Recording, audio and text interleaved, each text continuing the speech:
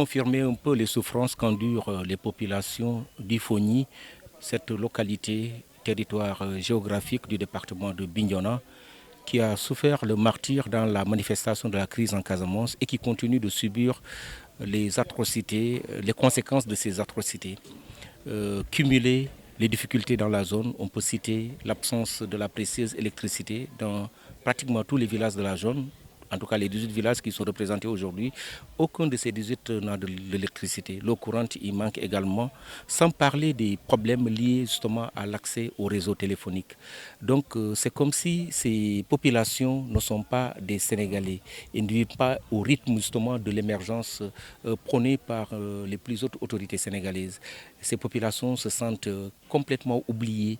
Et aujourd'hui, à l'occasion justement de la naissance de cette association de jeunes, c'est donc ça a été une opportunité pour moi de leur indiquer le chemin à suivre, pour leur dire que le développement, c'est d'abord une affaire personnelle. C'est les communautés elles-mêmes qui doivent déclencher le processus de développement et inviter en même temps l'action de l'État pour conforter un peu ce développement tant voulu dans la localité. Les conséquences de la situation ici sont énormes. Il faut le dire, désœuvrement au niveau des jeunes qui ne savent pas à quel sein se vouer. Les femmes, n'en parlons pas, avec les problèmes liés à la santé de la reproduction.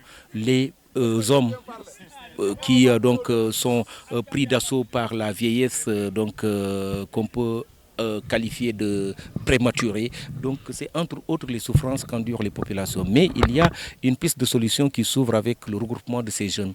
Aujourd'hui, faut-il l'apprécier positivement.